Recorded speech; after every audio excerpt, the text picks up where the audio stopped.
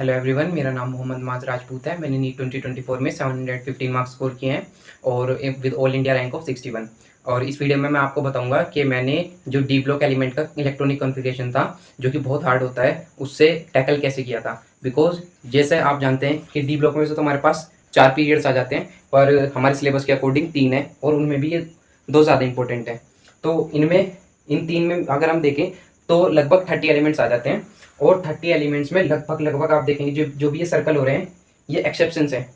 और ये जो मैंने पैलिडियम का कर रखा है, ये एक्सेप्शन की भी एक्सेप्शन है। तो मतलब इस छोटे से एरिया में ही आपको इतनी सारी एक्सेप्शंस मिल जाती हैं। तो हर एक का कॉन्सेप्ट याद रखना और हर एक को बार बार निकाल के देखना, और वो भी एक ऐसे एग्जाम में जिसमें आपको एक क्वेश्चन के लिए केवल 1 मिनट मिलने वाली है, जिसमें आपको ओएमआर भी फिल करना है, तो थोड़ा हार्ड हो सकता है। तो मैंने ओम पांडे सर की ट्रिक को फॉलो करके और इलेक्ट्रॉनिक कॉन्फ़िगरेशन को झट से सीख लिया था, आज मैं आपको वो शेयर करूंगा। जैसे मैं तो इन दो के तो मैंने न्यूमेरिक्स बना लिए थे, 3D एलिमेंट्स के और 4D एलिमेंट्स के। 3D एलिमेंट्स को तो मैं ऐसे याद करता था कि सी टी वाली कार में फै को निकुंज। निकुंज मेरे क्लासमेट का नाम था, तो हमने उस टाइम पे अपनी ये वाली ट्रिक बनाई थी। और ये 4D एलिमेंट्स की थोड़ी फनी सी ट्रिक हो सकती है। तो ये मैंने क्या किया था, यार जरा निब्बी मोटी सी रुका रे पतड़ी आएगी कैडबरी। तो ये थोड़ा मैंने इस तरीके से याद कर ली थी। और ये नीचे वाली ट्रिक कुछ ज़्यादा खास नहीं है, इसे मैं फिर भूल जाता हूँ, देख के याद रहती है। ला हफ्ता वरना रे उधर इधर पिट आऊँगा। तो ये मैंने इस तरीके से याद किया था। तो ये तो हो गई इसकी ट्रिक। मैं इसे एक स्लाइड पे लगा दूंगा, और ट्रिक का जो नमूनिक है वो मैं अपने टेलीग्राम ग्रुप पे शेयर भी कर दूंगा। तो मैं आपको बता देता हूँ कि इसका इलेक्ट्रॉनिक कॉन्फ़िगरेशन में बस आपको 3 चीज़ें याद रखनी है, एक नॉर्मल, एक एक्सेप्शन और एक पैलिडियम। तो इन 3 को अगर आप अच्छे से याद कर लेंगे ना, तो आपको ना कभी भी डी ब्लॉक के एलिमेंट्स के कॉन्फ़िगरेशन में कोई प्रॉब्लम नहीं आएगी। डी ब्लॉक का इलेक्ट्रॉनिक कॉन्फ़िगरेशन समझने से पहले सबसे पहले आपको एस और पी ब्लॉक का इलेक्ट्रॉनिक कॉन्फ़िगरेशन अच्छे से आना चाहिए, क्योंकि इनमें कोई भी एक्सेप्शन आपको नहीं मिलेंगी। तो आप नॉर्मल तो एस और पी की वजह से सीख जाएंगे। और उसके बाद आपका सेकंड स्टेप क्या होगा कि आपको atomic number of noble gas पता होना चाहिए, और उस नोबल गैस का नाम भी। तो ये 2 स्टेप आपके लिए बहुत ज़्यादा इंपॉर्टेंट होंगे डी ब्लॉक के एलिमेंट की कॉन्फ़िगरेशन को सीखने के लिए।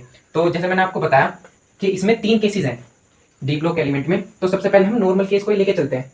तो नॉर्मल में हम आ जाते हैं, अगर हम एग्जाम्पल लें वैनिडियम का, तो ये 3D सीरीज का थर्ड एलिमेंट है।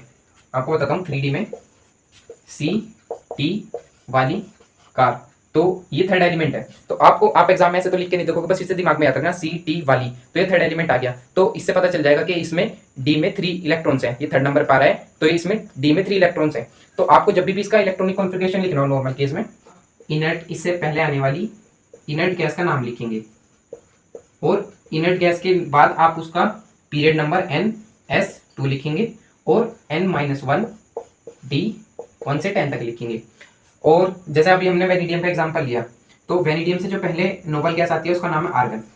आर्गन लिखने के बाद हमें ये अच्छे से पता होना चाहिए कि ये किस पीरियड से बिलोंग कर रही है। तो हमें पता है कि वेनिडियम 4th पीरियड का एलिमेंट है, तो हम इसमें लिख देंगे 4s2। और 3D सीरीज का एलिमेंट है, तो वो 3 हो जाएगा, क्योंकि ये N से 4 आ गया, और N-1 से 3 आ जाएगा।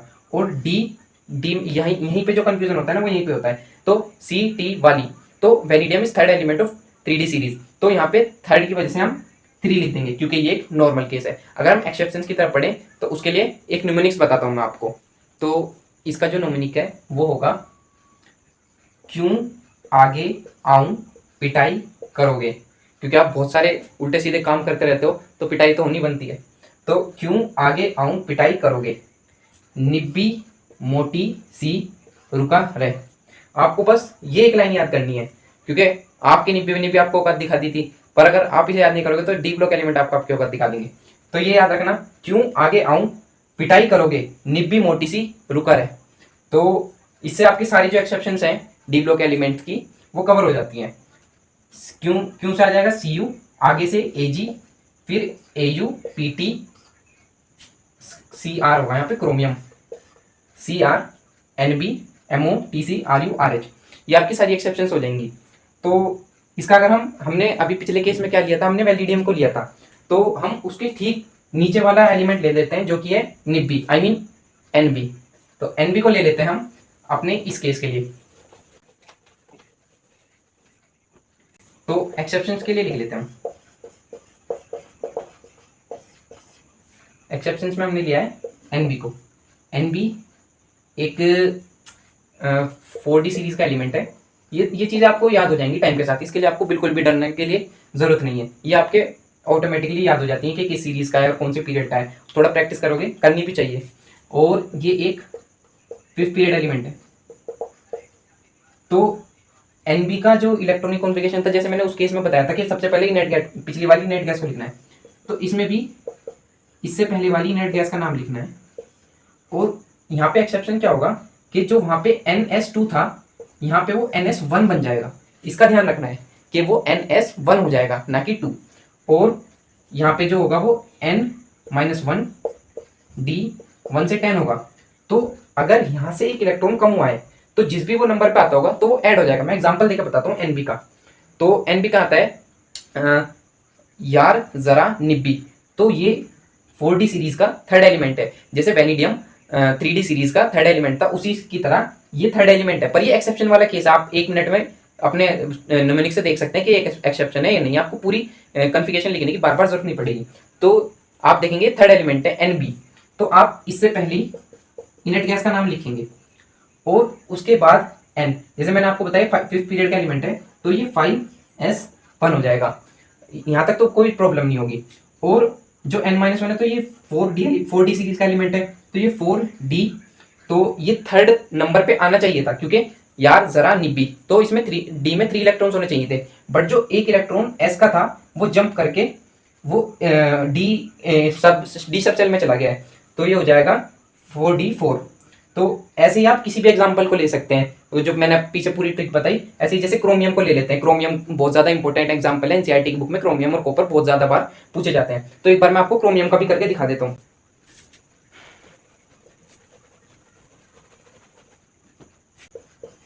तो क्रोमियम क्या है, CT वाली कार।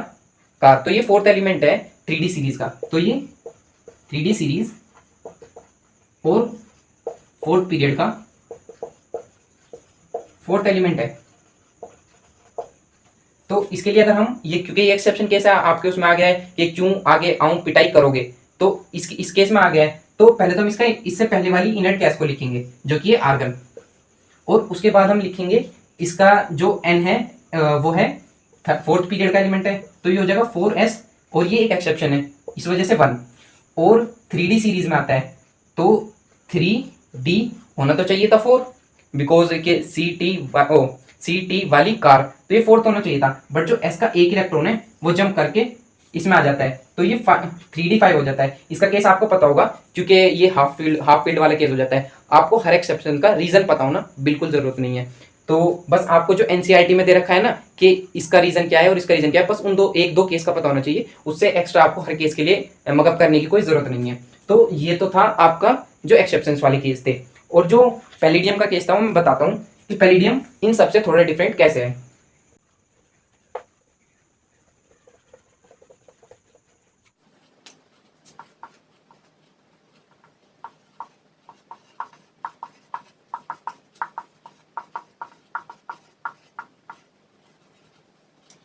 तो पैलिडियम के केस पे आ जाते हैं। पैलिडियम का केस क्या है, ये आपको पता होगा कि ये एक 4D सीरीज का एलिमेंट है और ये 5th पीरियड में आता है।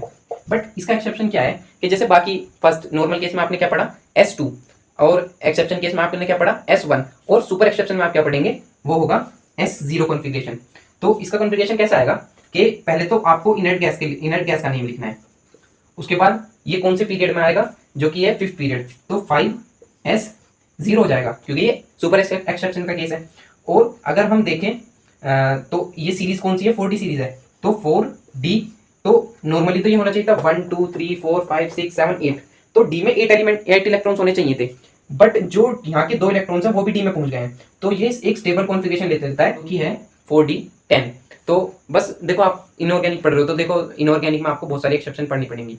तो फर्स्ट चैप्टर से ही आपकी एक्सेप्शन शुरू हो चुकी हैं, तो रेडी हो जाओ, आगे भी बहुत सारी एक्सेप्शन आनी पड़ेंगी। पर एक्सेप्शन ऐसा नहीं है कि आप परेशान हो जाओगे। सबके पीछे कोई ना कोई कॉन्सेप्ट होता है। हमारे लेवल पे हमें नहीं सिखाया जाता कि क्या हर चीज़ के ऊपर क्या रीज़न लगेगा, और ना ही हमें सीखना चाहिए, क्योंकि हमें एक कॉम्पिटिटिव एग्जाम निकाल के अपनी मेडिकल फील्ड में जाना है। तो ट्राई करो कि अभी जो ये आपको टेंशन मिल रही है उसे कोप अप करो, उसे टैकल करो, और आगे मिलते हैं एमएमसी में या फिर जो भी आप मेडिकल कॉलेज चूज़ करो उसमें।